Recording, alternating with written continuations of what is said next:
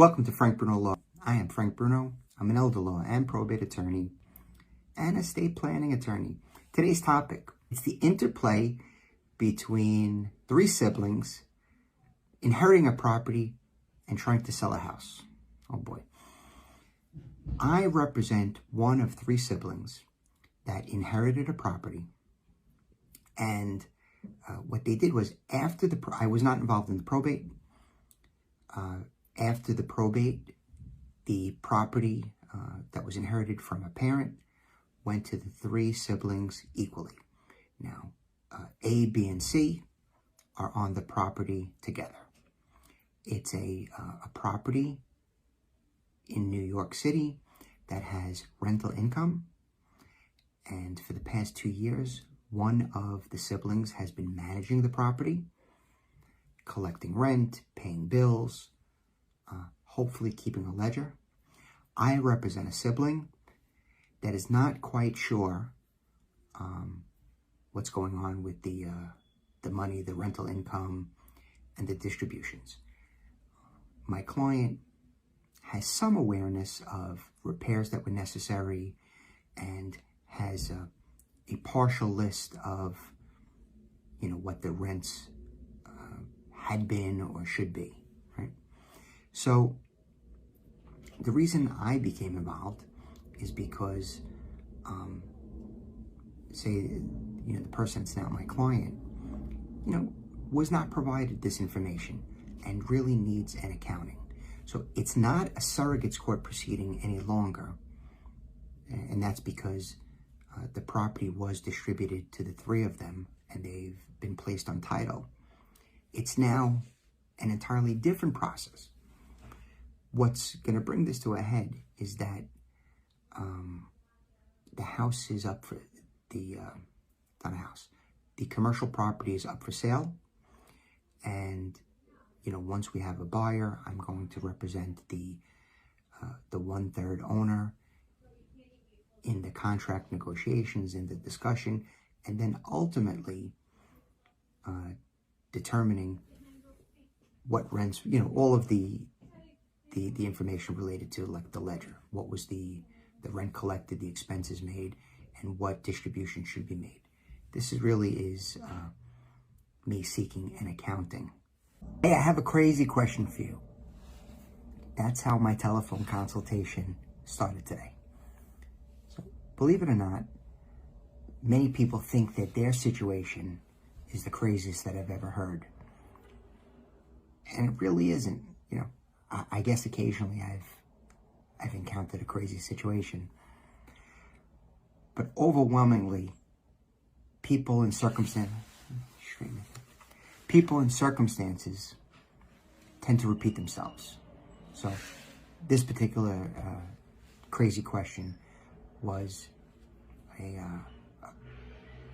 potential client called me and asked if a deed that was given to other family members a number of years ago, like 40 years ago, I think even a little bit, actually longer than that, if that deed could be rescinded. And basically it was because the fact pattern was such that under duress many years ago, the family had really convinced or cajoled or pushed her dad into transferring the property to the names of all of family members. And could you do that? If it was 40 years ago, you're probably 39 years too late. Memories, witnesses, observations, the persons that participated in it, right? The attorney that did the will, the notary,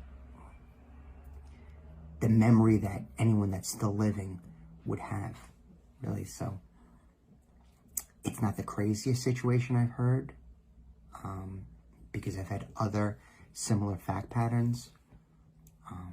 So by all means, and I can't do that. I can't help this person in the way that she had envisioned. But the circumstances of her fact pattern are such that I can do something for her now. So when you call me, you may have a situation and you envision a plan or a method to resolve it. But that may not be grounded in law or fact, but I might be able to come up with a situation or a remedy for you. So please reach out. Heirs at law. What's an heirs at law? Does that sentence even make sense? So I have a client that's purchasing a property, and the seller is the sole heir of her parents. So her parents had owned property. One parent passed away 7 or 8 years ago, and the second parent passed away in 2020. And this person is the only child that's alive. There was in fact, she had a sibling. The sibling passed without children, never married. So our situation is that this person, the sole heir at law, is selling the property. Is that even possible? Does the person have to probate the will? Is there a will? So in this instance, there is no will. If there was a will, the title company would require that the will be probated in an effort to foreclose the possibility of any other heir coming forward and saying, hey, I'm entitled to a piece of the property. An heir at law is a way to sell the property without having a court proceeding. Now, the sticking block here, right, the event that could get in the way is whether or not my client, as the purchaser, is going to be given a title insurance policy, right? I realize as I'm answering this question, I could go deeper and deeper down the rabbit hole of explaining this or that. But the idea is that with a series of affidavits, sworn statements, and with a family tree, and a number of affidavits that will ultimately be required by the title company in an effort to give my client good insurable title, the seller of property can sometimes avoid a probate proceeding. If this is not clear, reach out to me. If you have an instance where you'd like to sell a property that was your parents', there are some instances where you don't have to go to probate. They're sort of few and far in between. If there were other assets, it wouldn't even make sense to try and sell the property like this. If there was a stock, bond, or brokerage account, or a bank account, if there was another reason, another need to go to probate, then the seller would just go to probate and get letters of administration, or go to an administration, right? Get letters of administration or letters of probate, whichever would be applicable, and then they'd sell. Today I received a call. So I had 2 different calls today on 2 unrelated matters that really sort of feel like they are, different sides of a coin.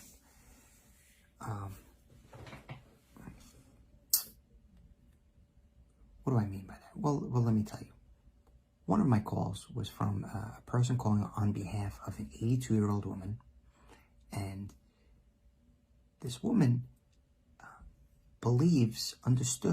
thought that she was the owner of a piece of property, the house she's been living in for 40 years, and she was in contract to sell, and the circumstances are such that the person that transferred her the house, I don't have the full story, but what it seems to be is that a person passed away, and then a relative of the person transferred the property to this individual 40 years ago, and now she's attempting to sell it, and they're saying that the person that transferred to her did not have the legal right to transfer the property.